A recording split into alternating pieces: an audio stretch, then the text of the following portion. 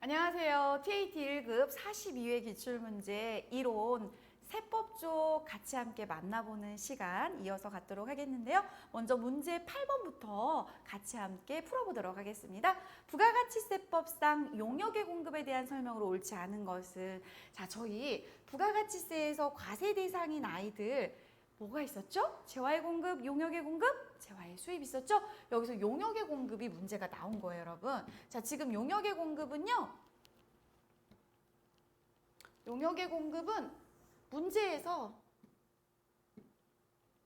왜 안 써질까요? 내가 뭐 잘못해. 아이씨, 이제 써지네. 다시 할게요. 그냥 하면 되겠죠? 네. 안녕하세요. 42회 TAT 1급 기출문제 풀이 이론 부분의 8번 문제, 세법 문제 연결해서 문제 같이 풀어보는 시간 갖도록 하겠습니다. 자, 여러분 8번부터 15번까지 풀 때 너무 힘들어하지 마시고 이해 위주로 암기를 하시면 돼요. 세법은 어느 정도의 암기든 동반이 돼야 정답을 콕 꼬집어서 맞추실 수가 있어요. 자, 8번 문제 보도록 하겠습니다. 다음 중 부가가치세법상 용역의 공급에 대한 설명으로 옳지 않은 것은 저희 부가가치세법상 과세 대상 세 가지가 뭐가 있죠? 재화의 공급, 용역의 공급, 재화의 수입. 용역의 공급에서 문제가 나왔는데 옳지 않은 것을 골라보라고 합니다. 1번, 사업자가 전답이나 과수원을 임대하는 것을 용역의 공급으로 본다. 넘어가 볼까요? 두 번째, 사업자가 타인에게 건설 용역을 무상 공급. 여러분, 용역의 무상 공급은 공급으로 본다, 안 본다? 안 본다. 오케이, 예, 맞았네요. 세 번째, 사업자가 특수관계인에게 사업용 부동산을 무상으로 공급하는. 얘하고 연결해 볼까요? 저희 부가가치세법의 용역의 공급에 보시면 용역의 무상 공급은 공급으로 보지 않는다. 포착하기가 너무 힘들어요. 그런데 포착하기 쉬운 부동산 임대. 부동산 임대는 여러분 그 사람이 사업을 해서 사업자 등록을 낼 때 부동산 임대차 계약서를 첨부하게 되어 있어요. 그런데 특수관계인에게 이 부동산 임대를 할 때 무상으로 공급을 했어요. 부동산 임대가 용역의 공급이기 때문에 용역의 공급은 무상 공급으로 보지 않는댔잖아. 단이라는 조항이 있어요. 단, 특수관계인에게 사업용 부동산 임대를 무상으로 했다면 그건 용역의 공급으로 볼 거야. 오케이, 맞아요. 자, 네 번째, 자기가 주요 자재를 전혀 부담하지 아니하고 상대방으로부터 인도받은 재화를 단순 가공. 이거 뭔 얘기냐면요. A가 B에게 의뢰를 했어요. B야, 나 이것 좀 만들어줘. 그래서 다시 나한테 갖다 줘. 이렇게. 근데 B가 이걸 만들어서 갖다 줄 때 A 입장에서 얘한테 아무것도 안 줬을 수도 있고요. 일부를 줬을 수 있어요. 얘는 지금 B 입장에서 문제를 해석하셔야 돼요. B가 주요 자재를 전혀 부담하지 않고 A한테 받은 재화를 쪼물딱 가공만 했어요. 이를테면 저희가 빵 만드는 회사인데 빵에 대한 원료라든지 중간 작업까지는 전부 다 A가 다 하고요. 예쁘게 하트 만들고 별표 만들고 달 모양 만들고 인형 모양 만들고 그런 모양을 네가 너무 잘 만드니까 네가 이렇게 세트로 만들어가지고 나한테 다시 가져와. 오케이. 그래서 나는 그네들이 보내준 물건 원재료에다가 열심히 손재주를 부려서 다시 얘한테 넘긴 거예요. 이렇게 단순 가공만 하면 나는 전혀 부담을 안 한 거죠. 무엇을요? 자재를. 그럼 전혀 부담 안 하고 인건비 용역만 제공을 했죠. 이렇게 단순 가공. 그럼 이건 뭐라 그러냐면 용역의 공급이라고 봐요. 그래서 용역의 공급으로 본다. 오케이. 자, 근데 문제를 틀어볼게요. 얘가 가공 의뢰를 할 때 100% 원료를 주지 않고 한 80%만 주고 야, 내가 밀가루 너 여기까지 해줬으니까 너는 여기다가 초콜릿 입혀가지고 초콜릿은 네가 사서 입혀갖고 나한테 예쁘게 만들어서 갖고 와. 그럼 이 사람은 초콜릿을 사서 거기에 입혀가지고 만들어서 보내야 될 거 아니에요. 그럼 얘는 주요 자재를 전혀 부담 안 한 게 아니고 일부를 부담한 거예요. 따라서 얘 입장에서 주요 자재를 전혀 부담 안 하면 쪼물딱 가공만, 용역만 제공했으니까 용역의 공급이지만 주요 자재를 일부나 전부를 부담했다라는 단서가 있으면 그건 뭐다? 재화의 공급이다. 자, 문제에서 이상은 없죠. 그러면 답이 없다는 건가요? 아니요, 있어요. 왜요? 1번이 답이에요, 여러분. 사업자가 전답이나 과수원을 임대하는 것은 세법 규정에는 용역의 공급으로 본다, 안 본다, 안 본다 이렇게 돼 있어요. 제가 지금 보여드릴게요, 여러분. 뭘 보여드릴 거냐면 지금 여러분 국세법령정보 시스템을 혹시 한 번이라도 가보신 적이 있나 모르겠어요. 지금 국세법령정보 시스템에 들어와 있는데요.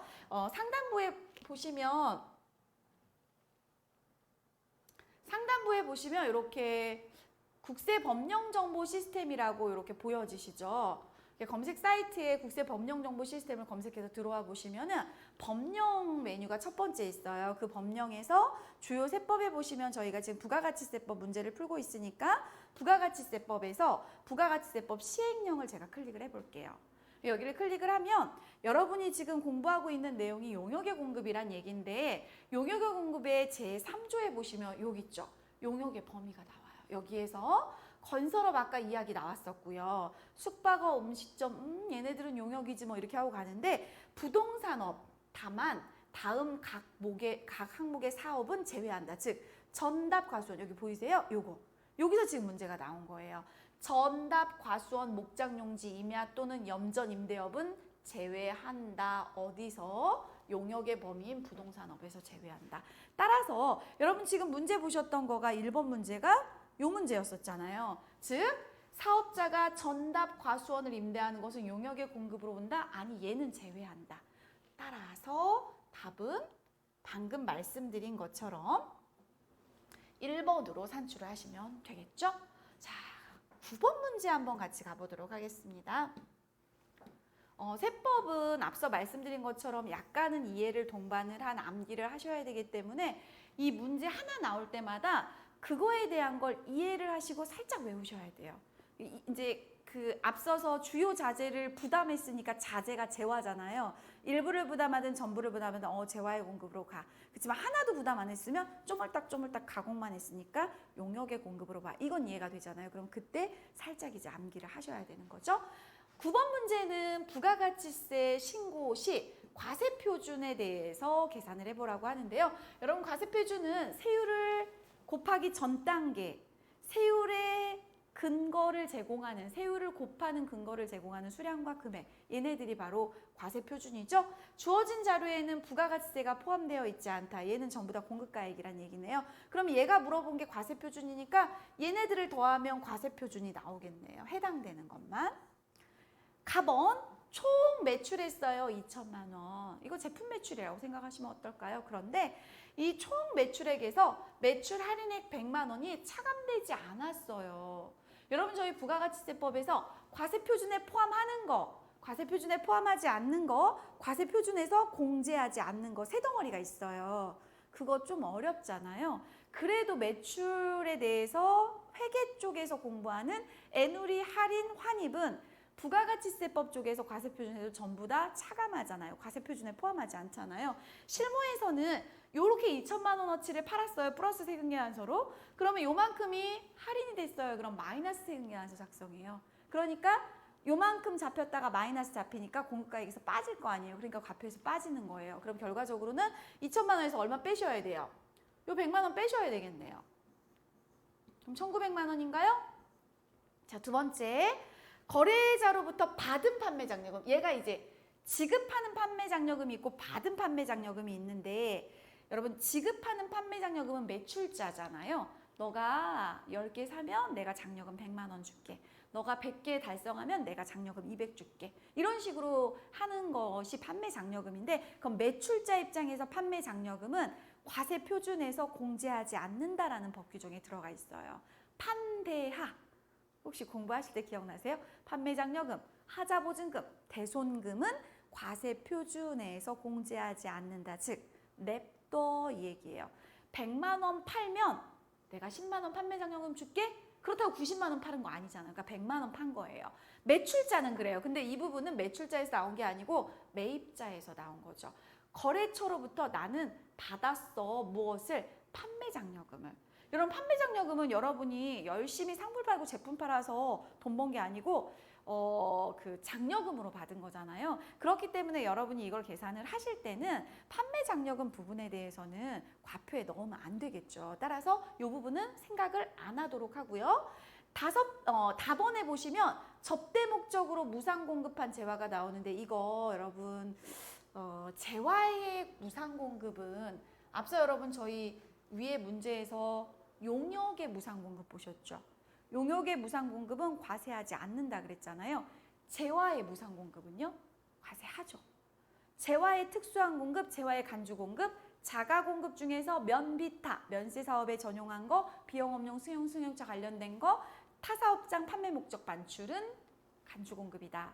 공급으로 보겠다. 재화의 두 번째, 개인적 공급, 세 번째, 사업상 증여, 네 번째, 폐업 시 잔존 재화. 이거 다 뭐예요? 재화의 공급으로 간주하고 부가세 시가로 뜯어가겠어. 얘 뭐예요? 접대 목적 무상 공급. 예. 사업상 증여잖아요. 그럼 요거 회계 처리 한번 잠깐 해볼까요? 매입 시 매입세액이 공제된 애를 원래 샀을 때는 원가가 뭐 이랬는데 시가가 120이래요. 그러면 저희가 제공하는 아이가 만약에 뭐 재화? 상품이라고 할까요? 상품 원가가 100만 원이니까 요렇게 가고요. 시가가 120만 원이라고 하니까 부가가치세, 매출세액, 예수금은 조세 형평성 때문에 어디에다가 시가에다가 10%를 뜯어가야 되잖아요. 12만 원. 그리고 접대 목적이니까 접대비에서 112만 원. 이렇게 회계 처리하게 돼요. 이해 가세요? 이게 바로 뭐다? 재화의 무상 공급, 사업상 증여, 거래처에 한 거니까 사업상 증여죠. 요거에 대해서 부가가치세 뜯어가겠다라고 하는 거잖아요. 그러니까 얘는 과세 표준에 들어가죠. 얘는 그러면 저희 더존 스마트A 프로그램에 입력할 때는 어떻게 입력하냐면 여러분 14번 건별 매출로 입력을 해서요. 상단부에다가는 120만 원, 12만 원이라고 기록하고 하단부에는 이렇게 회계 처리하시면 돼요. 그러니까 얘가 과표를 형성하는 게 이거잖아요. 그러니까 얘는 들어가야죠. 플러스. 자, 지방자치단체 여러분 있잖아요. 지방자치단체에 무상으로 공급하는 것은 공급으로 보지 않아요. 국가적인 부분이니까. 따라서 지금 계산하는 걸로 보면 2천만 원에서 매출 할인 빼면 1,900만 원이죠. 거기에다가 120만 원 더해요. 그러면 2,020만 원인가요? 답은 2번. 이렇게. 조금 어려울 수는 있어요. 그런데 사실은 과세표준 공부하실 때 세 덩어리를 꼭 기억하세요. 과세표준에 포함하는 거, 과세표준에 포함하지 않는 거, 과세표준에서 공제하지 않는 거 이렇게 공부하시면 어느 정도는 답안 산출하시기가 쉬울 것 같습니다. 그 다음 문제 보도록 할게요. 이제 소득세로 문제가 넘어갔어요. 부가세 문제에서. 거주자 김항공 씨 등 거주자는 국내외 소득에 대해서 전부 다 소득세를 과세를 하죠. 소득 내역이다. 종합소득 금액을 계산하면 얼마인가. 다른 소득은 없다고 가정을 한다. 자, 일용근로소득은 분리과세죠. 근데 일용근로소득이 아니니까 합산하셔야 되겠죠. 자, 퇴직소득은 2배사 근연기 이 6가지는 종합합생과세인데 퇴직과 양도소득은 형성된 기간이 길기 때문에 따로 떼서 과세체계를 걔네들만의 계산 방법이 있죠. 그래서 분류과세라고 하죠. 너만 따로 떼서 하는 거예요. 2배사 근연기가 합산, 퇴직, 양도, 분류. 얘 분류해야 되니까 넣으면 안 되는 거죠. 거주하던 고가주택의 처분의 양도소득, 퇴양이잖아요. 안 되죠. 이거 분류과세. 둘 다. 퇴직, 양도. 출자공동사업자의 배당소득금액. 요거 별표 10개. 시험에 너무 많이 나와요, 여러분. 요 단어가 너무나 많이 등장해서 이렇게 그냥 외우세요. 출자공동사업자의 배당소득금액은 무조건 종합과세. 무종 이렇게 외우시면 어떨까요? 무조건 합산과세하라고 되어 있어요. 세법에. 따라서 얘는 무조건 더해야 돼요. 그러면 저희는 얼마가 나와요? 5,500만 원이 나오겠네요. 답은 1번. 퇴직소득과 양도소득은 분류과세를 해야 되기 때문에 장기간에 형성된 소득의 별도의 분류과세 체계를 가지고 있다라고 보시고 2배사 근영 기준에서 분리과세, 원천징수로서 의무가 끝난 아이들 빼고 나머지는 합산과세 해야 되는데 원래 이자하고 배당소득은 여러분 1,200만 원 이하까지는 분리과세잖아요. 그럼 얘가 1,200만 원 이하인데 어머 얘 분리과세니까 나는 5천만 원으로 답을 할래. 어머 5천만 원 답이 없네. 나 뭐가 문제지? 하고 쳐다봤더니 출자공동사업자의 배당소득금액은 김혜숙이가 외우라 그랬지? 무엇으로요? 무조건 종합과세, 무조건 합산해, 무종 이렇게 외우세요. 따라서 5,500만 원이 종합소득 금액이다.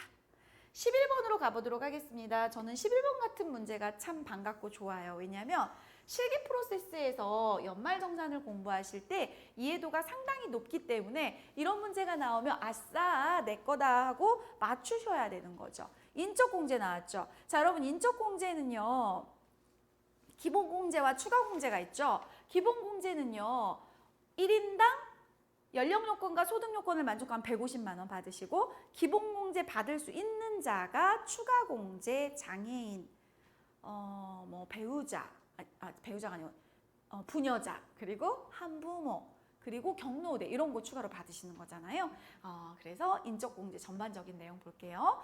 인적공제에 대한 설명으로 옳지 않은 것은 기본공제 대상자가 65세 이상인 경우는 경로대 아니죠.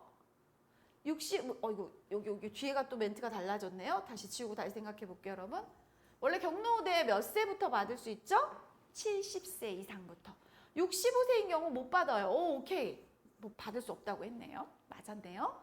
소득이 없는 사실혼 관계의 배우자는 인적공제 받을 수 없어요. 주민등록 등본, 가족관계 증명서를 뗐을 때 나의 배우자이어야 되는 거죠. 12월 31일 현재 기준으로. 과세기간 종료일 전에 사망한 사람은 인적공제 적용할 수 없다? 여러분 있잖아요. 사망일이 12월 30일이에요. 그러면 12월 31일 날 기준으로는 안 계신 분이잖아요. 그런데 이렇게 사망하시면 사망일 전일의 상황으로 따진다고 세법이 되어 있기 때문에 12월 29일 날 살아계셨죠. 그럼 그 12월 29일이 소속되는 그 연도에는 받으실 수 있는 거예요. 따라서 사망일 전일의 상황으로 따지기 때문에 받을 수 있는데 없다고 했기 때문에 옳지 않아요. 3번이 답이네요. 4번 인적공제의 합계액이 종합소득금액을 초과하면 그 초과하는 거는 없는 것으로 봐요. 만약에 내가 이제 신입사원으로 입사를 해가지고 급여가 그렇게 많지 않은데 우리 가족이 대가족이에요. 할머니부터 이렇게 쭉 같이 살아요. 그래서 인적공제가 어마무시하게 들어갔어요. 소득이 적지만 소득보다 얘가 더 초과됐다. 왠지 내년으로 2월 돼서 받고 싶은데 그럴 수 있다 없다? 없다. 그냥 없는 것으로 본다. 이 얘기가 되겠어요. 따라서 답은 사망은 사망일 전일의 상황으로 따진다. 3번 되겠습니다. 12번 보도록 하겠습니다. 종합소득 확정신고 및 납부에 대한 설명으로 옳은 것을 골라보라고 합니다. 2배사 근연기 퇴양에서 사업소득이 있는데 벌어들인 돈 사업소득보다 필요경비가 더 크게 되면 결손이 나겠죠. 사업소득이 결손이거나 과세표준이 0인 경우는 신고 의무가 면제된다. 여러분 결손 나도 신고하셔야 돼요. 면제 안 돼요. 신고해야지. 틀렸어요.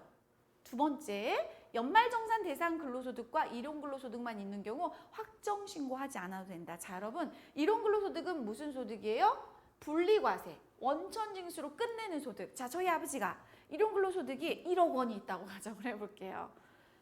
저희 아버지가 연세가 70이 넘으셨어요. 근데 일용근로소득이 만약에 기분 좋게 1억 원이 있으시다. 그래도 김혜수기의 부양가족으로 들어오실 수 있어요. 네. 일용근로소득은 분리과세이기 때문에 아버지가 그 돈을 벌었을 당시에 지급하는 소득의 원천을 제공하는 자가 원천징수를 하고 그걸로써 더 이상 묻지 않는 거예요. 그래서 들어갈 수가 있는 거예요. 따라서 일용근로소득은 분리과세이고요. 연말정산 대상 근로소득은 우리처럼 이제 근로자로서 일을 하게 되면 급여가 있고 그거를 연말정산하게 되면 연말정산으로 확정신고를 대체하시는 거예요. 연말정산했다? 그러면 5월 달에 종합소득 신고 안 하셔도 돼요. 그러니까 요거 문제 없는 것 같은데요. 연말정산 대상 근로소득과 일용근로소득만 있는 경우 확정신고 안 해도 된다. 오케이, 답은 2번. 3번 갈게요. 소득세 납부세액이 500만 원을 초과하는 경우 납부기한이 지난 후 보통 이제 5월 말이겠죠. 지난 후 2개월 이내에 분납할 수 있다. 이 뒤에는 문제가 없는데요. 여러분 분납 규정은 500만 원이 아니고 1000만 원이에요. 그러다 보니 이런 걸 보면 어느 정도는 저희가 암기를 동반한 공부를 하셔야 되겠죠. 자, 네 번째, 성실신고 확인 사업자. 여러분, 성실신고 확인 사업자는 업종별로 금요 규정, 얼마 이상 이런 규정이 있어요. 뭐 보건업은 5억 원 이상 뭐 이런 식으로 그 규정에 넘어가시는 해당되시는 분들은 성실 신고 대상자라고 해서 성실하게 신고하라고 이제 그 전문 집단인 세무사 집단이나 회계사 집단을 끼고 신고를 하게 되어 있어요. 성실하게 신고했어라는 걸 확인받으라는 거죠. 그런 성실 신고 확인 대상자들은 5월 말까지 이걸 수행을 못해요. 그러니까 기간을 조금 더 길게 주거든요. 6월 말까지. 따라서 성실 신고 확인 대상 사업자의 그러니까 규모가 좀 큰 데라고 보시면 돼요. 종합소득 과세표준 확정 신고 기한은 다음 연도 6월 1일부터 7월 31일까지가 아니고 여기는 6월 말까지예요. 그러니까 6월 30일까지라고 볼까요? 달력이 6월 말까지. 그러니까 6월 30일이니까. 그리고 여기는 다음 연도가 아니고 원래 종소세가 5월 1일부터 시작을 하잖아요. 그래서 5월 1일부터 얘는 한 달 더 둬서 6월 30일이다 이렇게 보시면 되겠어요. 보통의 이제 종합소득세 신고는 5월 1일부터 5월 31일까지 해요. 이제 제가 이제 실무를 하다 보니까 이 직업에 이제 몰입해서 일을 하다 보면 1월 달에는 그 1월 10일 날 원천세 반기 신고 또는 원천세 정기 신고 요거 그다음에 면세가 있으면 면세 현황 신고 그리고 2월 달에 연말 정산 그리고 3월 달에 법인세 4월 달에 부가가치세, 1월 25일 날 또 부가세 있죠. 그리고 5월 달에 종소세, 6월 달에 성실신고, 7월 25일 날 부가가치세. 그래서 상반기 7개월 동안은 움직이지 못하고 일을 해야 되는 게 이쪽 전문 집단인 것 같아요. 하반기엔 조금 한가하긴 하지만 근데 그렇게 몰아서 이제 일을 하다 보면 공부는 좀 많이 될 수 있거든요. 그런 의미에서는 이런 것들이 금방금방 공부가 되기는 해요. 세법 규정을 막 외워가지고 공부하면 금방 까먹어요. 휘발성이 있어서. 근데 이렇게 일을 하면서 이런 걸 하나씩 채워가시면 안 잊어버리세요. 이렇게 해서 답은 2번으로 산출을 하고요. 13번 문제에 이어서 가도록 할게요. 이제 법인세 문제 13, 14, 15번 문제이네요. 법인세법에 소득 처분이 있죠. 여러분 법인세법은 기업회계에서 얘기하는 수익을 법인세법에서는 입금이라고 하죠.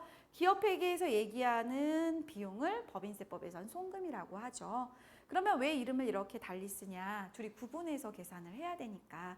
그런데 회계 쪽에서 출발해서 세무 쪽을 마무리하는 성향이 일하기가 편하죠. 안 그러면 회계장부 따로 두고 세무장부를 따로 둬야 돼요.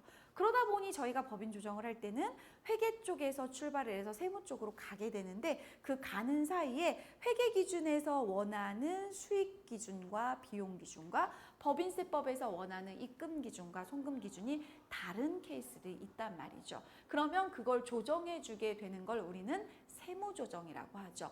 손금산입, 송금불산입, 입금산입, 입금불산입 조정을 하게 되죠. 이 조정을 한 것들을 모아놓은 장바구니가 소득금액 조정 합계표예요. 근데 이 소득금액 조정 합계표에서 유보라는 애만 모아놓은 게 자본가 적립금 조정명세서 을표예요.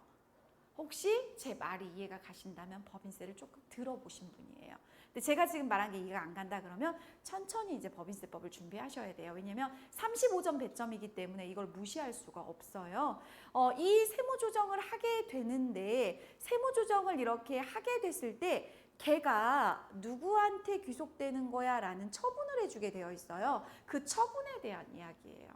그 처분이 기업 안에 남아있으면 유보라는 표현을 쓰고요. 밖으로 빠져나가면 사회유출이라는 표현을 쓰거든요. 이 문제는 옳은 것을 물어보고 있으니까 하나씩 보면서 잘못한 거를 이제 찾아내고 옳은 거 하나를 골라내면 되겠죠. 세 개가 다 잘못됐다는 거죠. 1번, 입금에 산입한 금액. 이 입금의 의미는 이제 회계에서 수익, 법인세법에서 입금.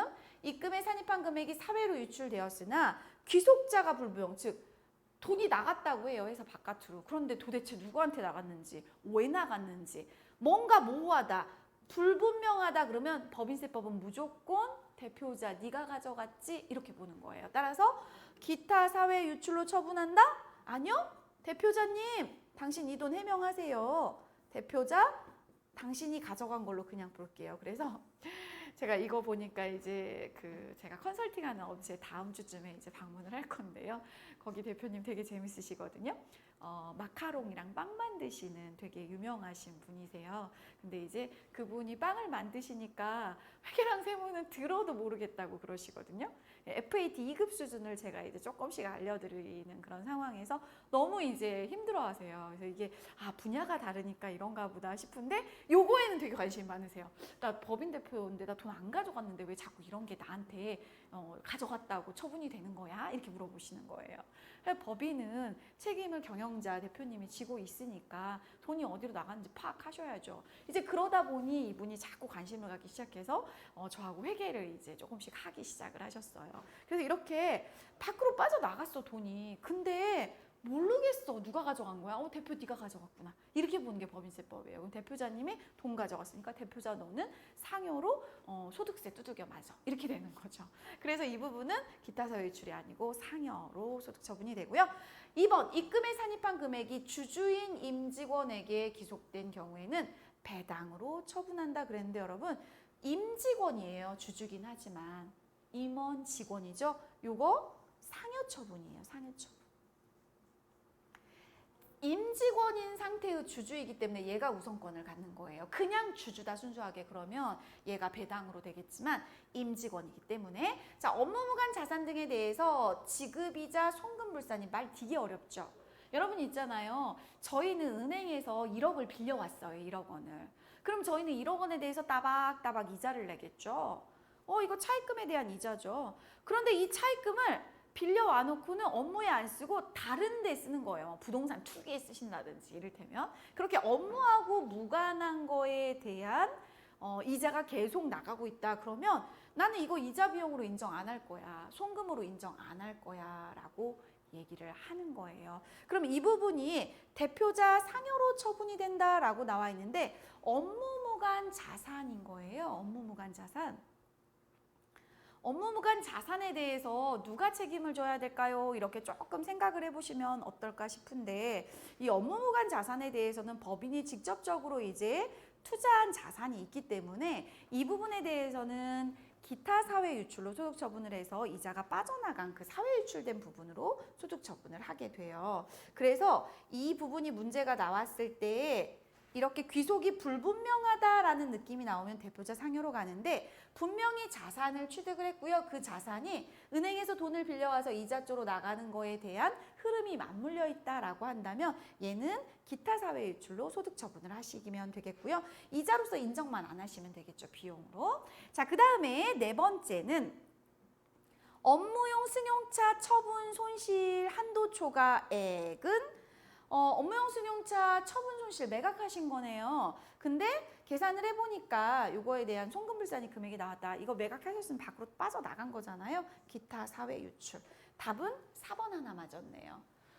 그런데 이 문제가 사실은 좀 어렵거든요. 왜냐하면 법인세법 처음부터 끝자락까지를 전부 다 공부하고 그 모든 내용들을 빠삭하게 다 이해를 하고 났을 때 항목별로 이게 다 외워지면 좋은데 상황에 따라서 조금씩 어려운 게 나와요. 왜냐하면 문제는 상중하가 있어야 되잖아요. 제가 봤을 때 요 13번 문제가 조금 어렵게 다가오시리라 생각이 되는데 요거는 한 번쯤은 법인 조정을 수익금액 조정 명세서, 조정 후 수익금액 명세서부터 저 끝자락에 법인세 과세표준 및 세액조정 계산서까지 해보셔야 돼요. 어떤 책을 가지고 따라하기를 쭉 해보셔야 돼요. 그래야 그 하나하나의 부대낌을 해보면서 요거가 이제 몸에 있게 되거든요. 13문제는 조금 어렵다라고 가정하시고 계속 반복해서 문제 나오는 거 풀면서 암기를 동반을 하시면 되겠습니다. 자, 이제 14번 문제 보도록 하겠습니다.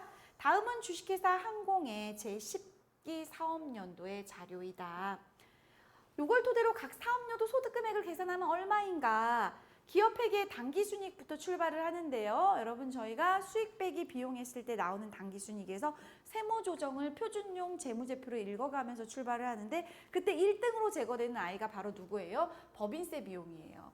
법인세 비용은 송금, 불산입, 어떤 걸로 소득처분돼요? 기타 사회유출.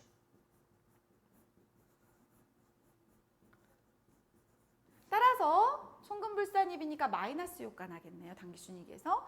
자, 접대비 4천만 원까지만 인정해 줄게. 법인세법에서 이렇게 얘기를 하고 있는데 저희가 얼마 썼어요? 5천만 원 썼어요. 그러면 얼마가 송금불산입 되겠어요? 1천만 원. 5천만 원 중에서 4천 원 인정되고 1천만 원 송금불산입이요. 건물 감가상각비 한도가 7천만 원인데 6천만 원 썼어요. 요건 괜찮죠. 왜요? 한도에 걸리지 않았죠. 이게 시인부조객이라고 해요. 회계 쪽에서는 6천만 원을 계상을 했는데 세법 한도가 더 크면 시인부조객. 조금 했구나. 감가상각비를. 시인부조객은 원칙적으로 소멸하는데요. 이제 만약에 전년도에 감가상각비 송금불산입이 이월된 거가 있다면 자적을표에서 그 시인부조객 범위 내에서 그 금액을 끌어다가 송금으로 추인할 수가 있어요. 따라서 이 부분은 문제가 없고요. 그럼 계산해 볼까요? 1억 원 마이너스 2천만 원, 그럼 8천만 원 마이너스 1천만 원, 그러면 더하기가 되는 거죠, 여러분. 이게 빼기, 제가 이걸 잘못 표현해. 송금불산입이니까 얘한테는 어떻게 되는 효과? 더해지는 효과. 1억 원이 당기순이익인데 법인세 비용이 제거당하는 거죠, 송금에서. 그러면 1억 2천. 접대비가 5천만 원이라고 써놨는데 1천만 원이 제거당하는 거죠. 그러면 얼마예요? 1억. 접대비 한도 초과액 1천만 원. 1억 3천? 어딨죠? 네, 여기 있네요. 3번. 네. 이렇게 해서 답은 3번으로 산출하시면 되겠어요. 자, 그 다음에 15번 문제는 저기 끝에 보시면 이제 법인세의 세액공제에서 출제가 됐다고 보시면 되는데 가끔씩 이제 이 세액공제가 돌아가면서 출제가 돼요. 뭐 재해손실세액공제, 외국납부세액공제. 이번에는 외국납부세액공제가 출제가 됐어요. 옳지 않은 것을 골라봐라. 외국 법인세액이 공제 한도 금액을 초과하는 경우 그 초과하는 금액은 소멸하며 이월하여 공제받을 수 없다라고 얘기를 하고 있네요. 여러분 저희 외국납부 세액공제 할 때요. 이 부분에 대해서 2월에서 공제받을 수 있거든요. 그러니까 지금 외국법인세액이 공제 한도 금액을 초과하는 경우 얘 역시도 2월에서 공제를 허락하고 있어요. 안 해주면 얼마나 억울하겠어요. 왜 억울하냐면 여러분 원래 거주자는 소득세법에서 국내외 소득에 다 소득세를 산출하잖아요. 법인세법에서도 외국에 납부한 세액이 나올 수가 있겠죠. 그러면 이중으로 납부에 대한 문제가 생길 수가 있기 때문에 이 부분에 대해서 2월에서 공제해 줄 수가 있는데 5년 이내로 2월 공제를 받을 수가 있어요. 따라서 답은 벌써 1번으로 골라냈고요. 2번 외국 법인세액을 공제하는 세액 공제하는 방법과 이건 둘 중에 하나 선택할 수 있어요. 세액공제로 받을래? 송금으로 넣을래? 하나를 선택해서 적용하시면 되고요. 외국납부세액 공제 한도 금액 계산할 때 국외사업장이 2개 이상이면 각각 국가별로 구분해서 계산하셔야 돼요. 법인세 과세 표준을 추계 결정 경정하는 경우에는 외국납부세액 공제를 적용하지 않아요. 다만 천재지변, 이를테면 홍수라든지 태풍이라든지 뭐 재난이라든지 이런 어떤 예측하지 못한 우리 자연재해들이 나타나죠. 그럴 경우에는 예외다라고 얘기를 하고 있어요. 지금 이렇게 해서 15문제를 모두 풀어보셨는데요. 지금 어떤 느낌이세요? 뒤로 가면 갈수록 좀 무겁고 어렵죠. 그래서 저희가 준비를 할 때는 재무회계 파트를 조금 탄탄히 준비를 해주시고요. 그나마 좀 점수 받기 좋은 게 소득세법이 실기하고 연동돼서 부가세법이 실기하고 연동돼서 법인세법이 실기하고 연동돼서 돌아가는 부분들을 잘 받아내시면 진짜 잘하면 10개 이상, 조금 뭐 노력하면 8개 이상은 맞추셔야 합격하실 수 있을 것 같아요. 자, 이제 저희 다음 시간에 실기 쪽 작업 같이 해보실 텐데요. 한국공인회계사의 홈페이지에서 실기 42회차 다운받으셔가지고 수험번호와 감독관 번호 입력하셔서 준비하셔서 저희 같이 한번 출발을 해보도록 할게요. 다음 시간에 실무 수행평가 70점으로 만나 뵙도록 할게요.